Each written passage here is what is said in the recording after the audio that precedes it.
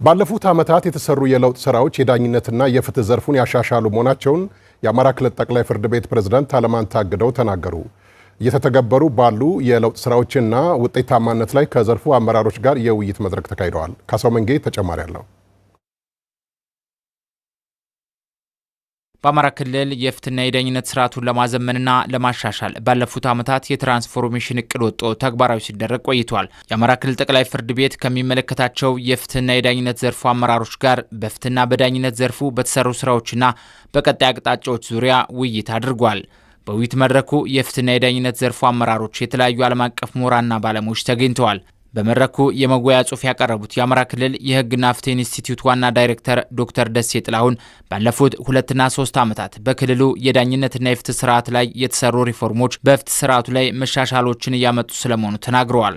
ከዳኝነት ትራንስፎርሜሽን ስራ አንጻር ብናይ የክልላችን የዳኝነት ተቋማት ተምሳሌታዊ ሆነው በዓለም አቀፍ ደረጃ ልምድ የሚወሰድባቸው ሞዴል ፍርድ ቤቶች እንዲሆኑ ማድረግ የሚያስችል የሪፎርም ስራ ነው በእቅድ ተይዞ እየተሰራ ያለው። ይህም በድምር ወስደ ስታይ በዳኝነትና ፍትህ አካላቱ እየመጣ ያለው ለውጥ የማህበረሰቡን እርካታ እያሻሻለ የተቋማቱ ቅቡልነትም ከጊዜ ወደ ጊዜ እያደገ የመጣ ነው። በዳኝነትና በፍትህ ዘርፉ ላይ ሲተገበሩ የቆዩ ማሻሻያዎች የሰው ኃይልና የተቋማት ግንባታን በማጠናከርና አሰራሮችን ዲጂታላይዝድ በማድረግ የተገልጋዮችን ጊዜና ወጪ መቆጠብ የተሻለ መሆኑንም ዶክተር ደሴ አንስተዋል። በውይይቱ የተገኙት ዓለም አቀፍ የህግ ምሁርና በኢትዮጵያ ፖሊስ ዩኒቨርሲቲ መምህር ፕሮፌሰር ፔድሮ ቶጂ የዳኝነትና የፍትህ ዘርፉ ባለሙያዎች ሙያዊ ስነ ምግባራቸውን አክብረው ሊሰሩ ይገባል ብለዋል። ስነ ምግባርን ስንመለከት እንደ ማረሚያ ቤት አስተዳደር፣ እንደ ፖሊስ አስተዳደር ወይም እንደ ኦፊሰር፣ እንደ ዳኛ ጠቅላይ ፍርድ ቤትም ፕሬዝዳንት ሆኖ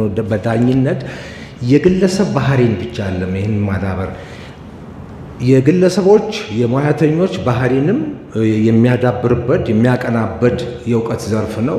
አገልግሎቱም ስነ ምግባራዊ ይሄ በተደራሽነት፣ በትራንስፓረንሲ፣ በግልጽነት፣ በቅንነት፣ በገለልተኝነት፣ ኒውትራሊቲ አገልግሎቱ መጨረሻው ተቋማት በአጠቃላይ መልካም የሆነ አስተዳደር ጉድ ገቨርናንስ የሚለው እሱን እየተመለከተ ይመስለኛል። የአማራ ክልል ጠቅላይ ፍርድ ቤት ፕሬዝዳንት አቶ አለማንታ አግደው ባለፉት የትራንስፎርሜሽን ዓመታት በሰው ኃይልና በተቋማት ግንባታ የፍትህና የዳኝነት ዘርፉን ለማሻሻል ስኬታማ ስራዎች መሰራታቸውን ገልጸዋል።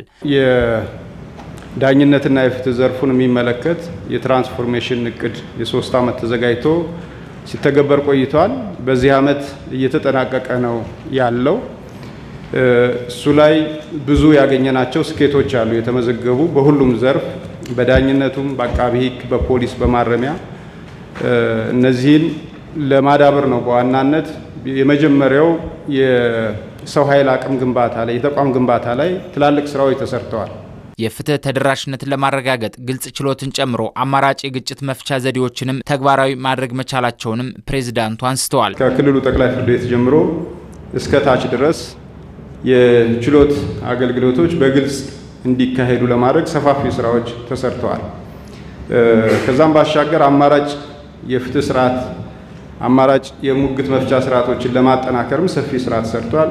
በቀጣይ የተጀመሩ የሪፎርም ስራዎችን አጠናክሮ በማስቀጠል የክልሉን የዳኝነትና የፍትህ ዘርፍ በማሻሻል የዜጎችን ተጠቃሚነት ለማረጋገጥ ቅንጅታዊ አሰራሮችን አጠናክሮ ማስቀጠል እንደሚገባም ተመላክቷል።